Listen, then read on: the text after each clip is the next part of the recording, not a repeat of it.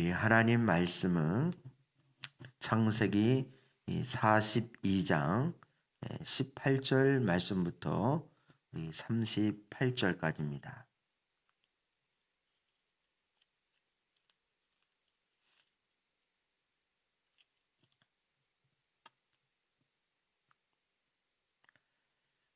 창세기 42장 18절 말씀부터 38절 끝절까지를 우리 합독을 하도록 하겠습니다. 18절 말씀부터입니다.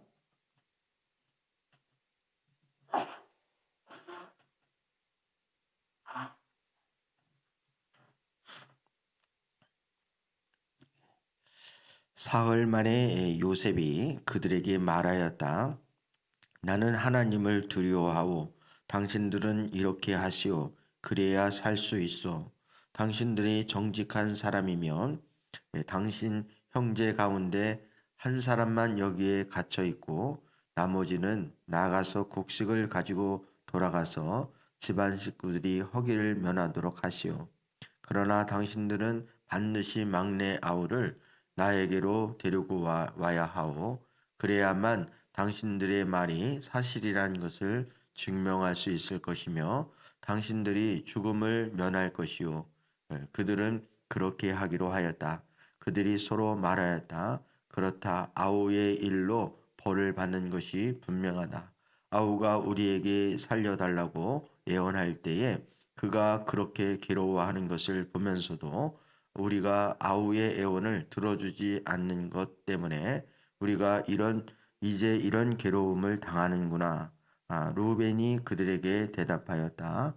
그러기에 내가 그 아이에게 못할 짓을 하는 죄를 짓지 말자고 하지 않더냐. 그런데 너희는 나의 말을 들은 채도 하지 않았다. 이제 우리가 그 아이의 핏값을 치르게 되었다. 그들은 요셉의 통역을 세우고 말하였으므로 자기들끼리 하는 말을 요셉이 알아듣는 줄을 전혀 알지 못하였다. 듣다 못한 요셉은 그들 앞에서 잠시 물러가서 울었다. 다시 돌아온 요셉은 그들과 말을 주고받다가 그들 가운데서 시몬을 끌어내어서 그들이 보는 앞에서 끈으로 묶었다. 요셉은 사람들을 시켜서 그들이 가지고 온 통에다가 곡식을 채우게 하고 각 사람이 낸 돈은 그 사람의 자루에 도로 넣게 하고 또 길에서 먹을 것을 따로 주게 하였다. 요셉이 시키는 대로 다 되었다. 그들은 곡식이 나귀에 싣고 거기를 떠났다. 그들이 하룻밤 묵어 갈 곳에 이르렀을 때에 그들 가운데 한 사람이 자기 나귀에게 먹이를 주려고 자루를 풀다가 자루 아귀에 자기의 돈이 그대로 들어있는 것을 보았다. 그는 이것을 자기 형제들에게 알렸다. 내가 낸 돈이 도로 돌아왔다. 나의 자루 속에 돈이 들어있어.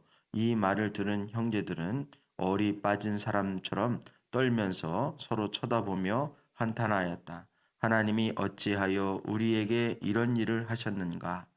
그들은 가나안 땅으로 아버지 야곱에게 돌아가서 그동안 겪은 일을 자세히 말씀드렸다.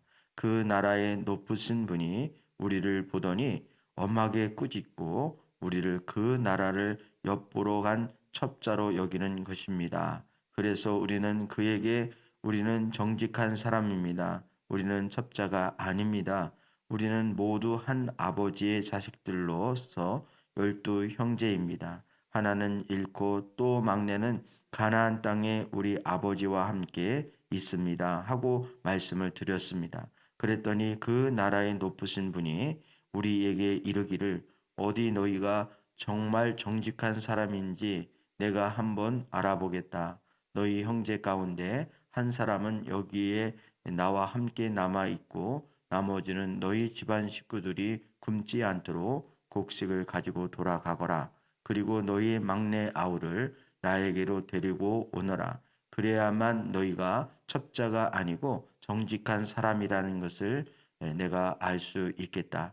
그런 다음에야 내가 여기 잡아둔 너희 형제를 풀어주고 너희가 이 나라에 드나들면서 장사를 할 수 있게 하겠다 하였습니다.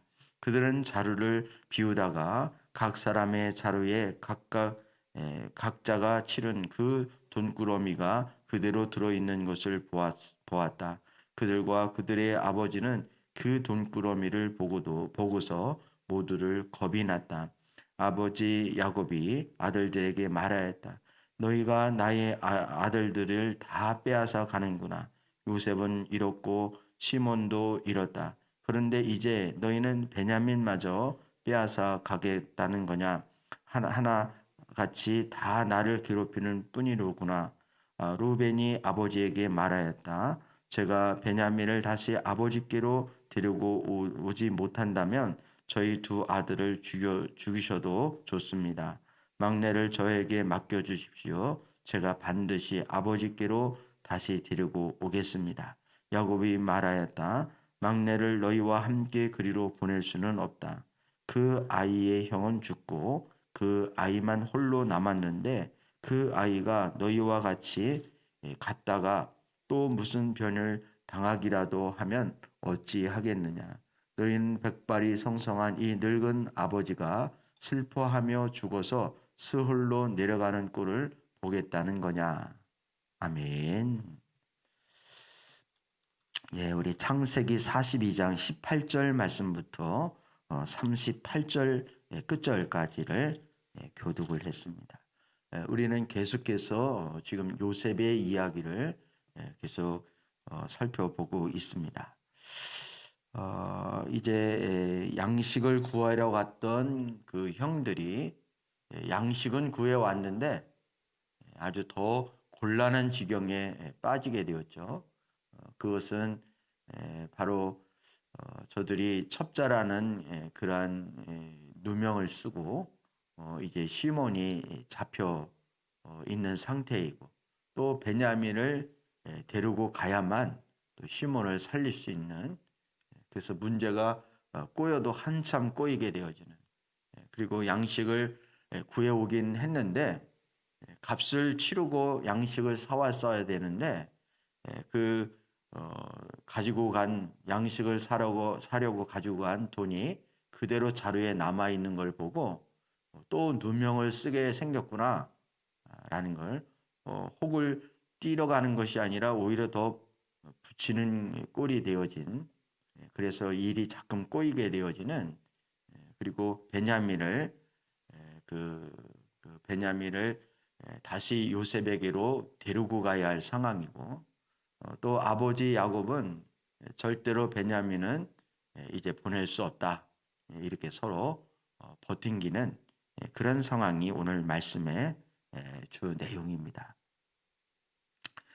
어제도 살펴보았지만 형들이 이제 요셉에게 찾아와서 그 양식을 구하러 이집트까지 내려와서 이제 형들이 그 요셉에게 절을 할 때에 이제 요셉은 옛날의 꿈이 기억이 났다, 이렇게 말씀을 했습니다. 그래서 어제 우리 수요 예배 때도 살펴보았듯이 이제 그 요셉의 꿈은 이루어지고 계속해서 하나님의 꿈이 이제 성취가 되어지는, 그래서 하나님의 계획하신 그 꿈이 이제 이루어지는 과정 속에 있는 것을 볼 수 있습니다. 그래서 하나님의 꿈이 이루어지려면 물론 하나님은 전지전능하신 하나님이기 때문에 하나님의 말씀으로 주님의 일들을 다 이룰 수도 있습니다. 근데 하나님은 하나님의 일을 하나님의 종들을 통해서 이루기를 원하시는 거예요.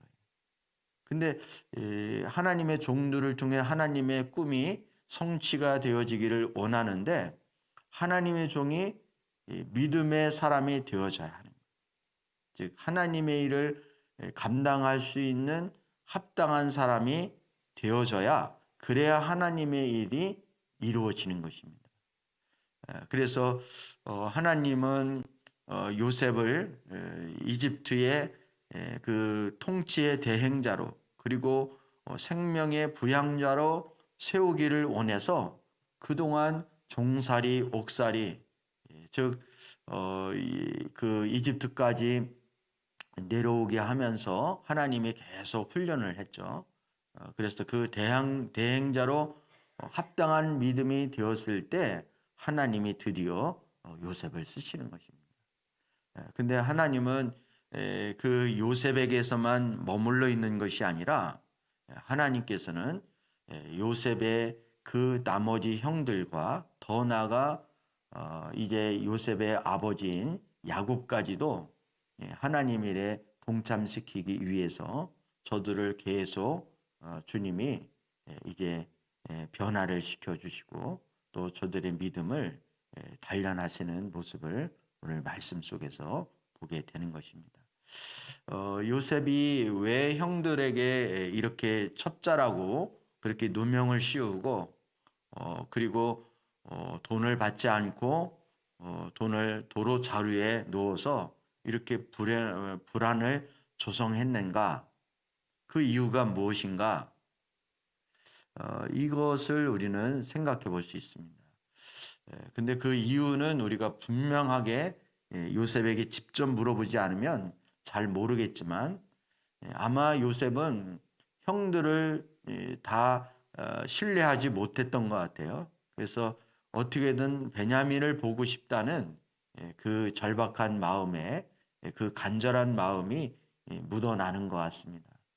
그래서 베냐민을 이제 데리고 오고 더 나아가 이제 그 아버지 온 가정을 이제 데리고 오고 싶은 그런 마음이 있지 않았나 이런 생각이 되어집니다.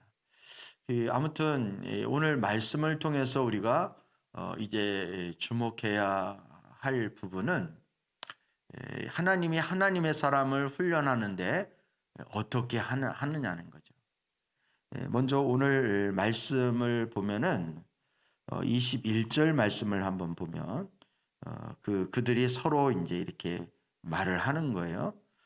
이렇게 요셉이 저들이 정직한지 아니 안 한지를 내가 시험해 보겠다 이렇게 하면서 이제 정탐꾼으로 오해를 했을 때 저들이 딱 떠오른 게 있었어요. 그것은 바로 요셉을 저들이 매정하게 애굽으로 팔아버릴 때의 상황이 떠오른 것입니다. 우리 21절 말씀을 다시 한번 보면 그렇다 그들이 서로 말하였다. 그렇다. 아우의 일로 벌을 받는 것이 분명하다. 아우가 우리에게 살려달라고 애원할 때에 그가 그렇게 괴로워하는 것을 보면서도 우리가 아우의 애원을 들어주지 않는 것 때문에 우리가 이제 이런 괴로움을 당하는구나. 이 말씀 속에서 우리가 생각할 수 있는 것은 이 형들이 분명히 나쁜 짓을 한 거죠. 죄를 지은 거죠. 근데 그 죄로 인해서 저들에게 분명한 상처로 아픔으로 계속 남아있는, 즉 양심의 가책을 계속 받고 있는 그 괴로움 가운데 있었음을 우리가 알 수 있습니다. 이것은 요셉의 형들뿐만이 아니라 누구든지 죄를 짓게 되어지면 그 죄로 인해서 아픔이 이제 생기게 되어지는 것입니다. 근데 어떤 일을 만나면 그 일이 꼭 생각이 나는 거예요. 그래서 이것은 하나님께서 뭐 할 수 있는 사인을 주시는 것입니까? 회개할 수 있는 사인을 주시는 거예요. 회개하고 돌이키기 전까지는 이 괴로움에서 벗어날 길이 없는 것이죠. 그래서 우리가 이제 생각할 때는 형들이 몰인정하게 요셉을 이집트로 팔아버리고 저들은 잘 먹고 잘 살았겠다 이런 생각을 할 수 있을지 모르겠지만 그렇지 않은 거죠. 계속 저들의 괴로움이 이렇게 지금 요셉이 30세 때에 그 총리가 되었다 그러죠. 그리고 풍년이 그리고 가뭄이 풍년이 7년이 지난 후고 또 가뭄 중에 있으니까 거의 한 10년 정도는 지난 후에 한 요셉의 나이가 한 40세 정도 되지 않았을까 싶고요. 그리고 애굽에 팔려온 데가 10년이 좀 훨씬 넘는, 그러니까 한 10대 한 그 중반이나 후반 정도 때에 애굽에 팔려오지 않았을까 이렇게 추측을 해볼 수 있습니다.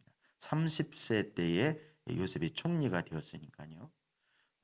그런 세월 동안에, 그러니까 그것만 치더라도 한 20년이 훨씬 넘는 그 기간 동안에 요셉을 팔아 넘긴 그 형들의 마음에 죄책감이 계속 저들을 괴롭혔던 것을 우리가 알 수 있습니다. 그러니까 하나님은 우리가 고난 가운데 있고 또 어려움 가운데 있을 때에 그 우리 죄가 이렇게 드러나게 되어지는 것, 그런 역할을 하나님도 하십니다. 우리 고난과 시험 가운데 있을 때에 하나님은 우리 속에 여전히 남아있는 죄의 문제를 하나님이 다루시는 거예요. 그래서 고난에 유익이 있는 것 중에 하나가 바로 우리를 거룩하게 만들고 정결하게 만드는 그런 요인이 있습니다. 그래서 성경에는 그거를 은을 연단하듯이, 금을 연단하듯이, 은을 정제하는 할 때에 풀물불에 계속 이렇게 은을 달구잖아요. 그리고 그 순수한 불순물을 다 태워버리고 순수한 그 은만을 아니면 금만을 이렇게 정제하듯이 그렇게 하는 거예요. 풀물불에 그 은을 계속 연단을 하고 단련하는 것처럼 우리 하나님이 고난이라는 걸 통하여 우리를 계속 연단을 하는 거예요. 그래서 우리의 성품도 다루시고 우리의 불순종도 다루시고 또 우리의 거룩하지 못한 그런 죄악들을 다 그 연단을 통하여 하나님이 다루시는 것입니다. 그리고 또 루벤이죠. 루벤이 22절에 그러기에 내가 그 아이에게 못할 짓을 하는 죄를 짓지 말자고 하지 않았더냐. 그런데도 너희는 나의 말을 들은 채도 하지 않았다. 이제 우리가 그 아이의 핏값을 치르게 되었다. 그 상황을 루벤이 얘기하죠. 루벤이 죽이지 말자 이렇게 하고 뭐 그렇게 이제 했는데, 오늘 본문 말씀해 보면 또 큐티 책에는 그렇게 되어 있더라고요. 이 루벤이 말뿐이지 실제로 그럴 마음이 없는 인물로 이렇게 표현을 하는 거죠. 왜냐하면 시몬이 잡혔을 때 이 루벤이 또 막아서야 되잖아요. 그 요셉에게 했던 행동이 정말 진심이었다면 시몬이 잡혔을 때에도 나를 잡아라. 그리고 차라리 이 시몬을 놔줘라. 만약에 이렇게 했다면 또 상황이 어떻게 변했을까? 이런 것도 생각하게 됩니다.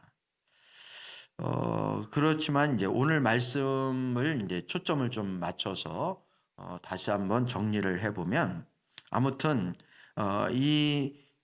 지금 요셉의 형들이 굉장히 상황이 지금 안 좋은 상황이 되어버린 거예요. 물론 요셉의 생각 속에는 빨리 이 곡식을 아버지 집으로 보내야 되겠다. 그래서 가족을 살려야 되겠다.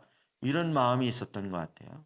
그리고 요셉이 뭐 형들을 이렇게 누명을 씌우려고 돈을 받지 않는 것이 아니라 그냥 순수한 마음으로 이렇게 양식을 주고 싶은 그런 마음에서 한 것인데, 또 받는 입장에서는 그게 전달이 제대로 안 되고 오히려 우리에게 누명을 씌우려고 지금 이제 일을 꾸미고 있구나, 이렇게 오해하기에 딱 좋은 그런 상황인 것입니다.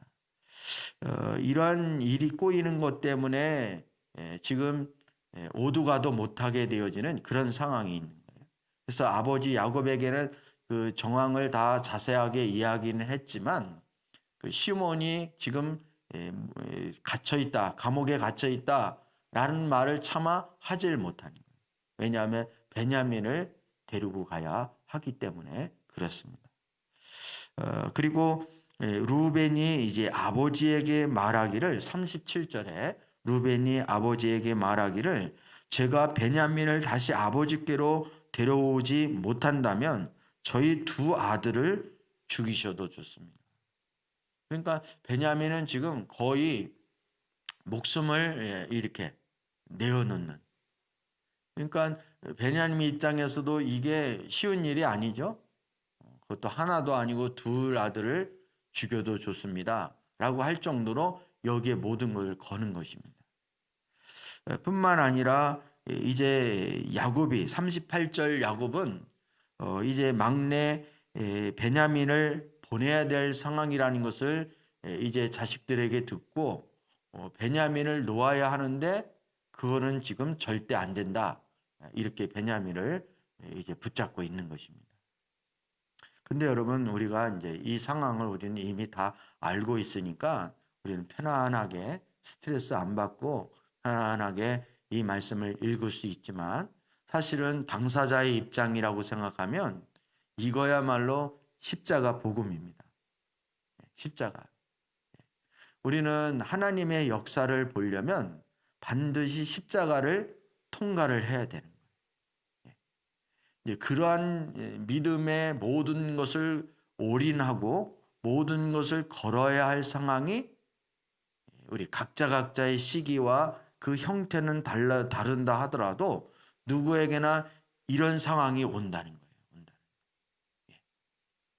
그래서 마치 우리 모세의 그 아버지와 어머니가 모세를 갈대의 상자에 넣어서 나일강에 띄어 보내듯이 모세를 붙잡고 있었던 그것을 이제 딱 놔야 되는 그런 상황이 오는 거예요. 그 요즘 요베겟의 노래라고 여러분 찬양 중에 요베겟의 노래라고 요즘 이렇게 새롭게 이렇게 불려지는 찬양이 있는데 그 가사를 보면 그게 아주 잘 묘사가 되어 있어요. 그 아버지 그 어머니의 입장에서 그 사랑하는 그 아들을 나일강에 이렇게 놔버려야 하는 그런 상황을 잘 묘사를 하고 있습니다. 이것은 저와 여러분도 마찬가지예요. 루벤도 지금 자식을 2명이나 이제 놔야 될 상황이고 야곱도 베냐민을 지금 놔야 붙잡고 있던 그것을 놔야 되는 거예요. 이것은 본인이 그냥 논다는 것은 본인이 자포자기 한다는 것이 아니라 사실은 우리 그리스도인들에게 잡고 있던 내가 지키려고 하고 내가 그것을 끌어안으려고 하고 내가 책임지려고 했던 이 모든 것들을 다 내려놓는 순간에 그것은 곧 하나님께 맡기는 거예요. 아멘입니까? 루벤도 마찬가지고 이 베냐민을 잡고 있는 야곱도 마찬가지입니다. 자신이 베냐민을 지킨다고 생각하는 것은 착각이고 오해인 거예요. 베냐민은 누가 지켜줘야 하는 거예요? 하나님이 지켜줘야 합니다. 하나님이 지켜줘야 합니다. 내가 베냐민을 지키려고 하니까 내 삶이 고달픈 거예요. 여러분 우리의 가족, 우리의 사업장, 우리 자녀들 누가 지킵니까? 내가 지키는 게 아니에요. 내가 지키는 게. 내가 지키려고 하니까 그 능력도 안 되면서 그걸 지키려고 하니까 힘이 드는 거예요. 그래서 늘 불안하고 늘 염려와 근심이 떠나지 않는 이유가 바로 여기에 있는 거예요. 근데 하나님께 다 손을 딱 펴서 하나님께 내어 맡기게 되어지면 내 손에서 내려놓게 되어지면 그때 하나님을 신뢰하고 하나님께서 지켜주시고 하나님이 키워주시고 하나님이 인도해 주실 것을 믿고 믿음으로 손을 펴서 내려놓으면 거기에 진정한 안식이 있고 평화가 있고 기쁨이 있는 것입니다. 하나님이 그럴 때 하나님이 쓰시는 거예요. 하나님. 믿음이라는 게 다른 게 아니라 하나님께 맡겨드린다라는 것을 증명해 보이는 거예요. 우리 말로만 믿음 하면 그거 믿음 못할 사람이 어디 있겠습니까? 입으로만 믿음을 외친다면 그거 못할 사람이 없는 거예요.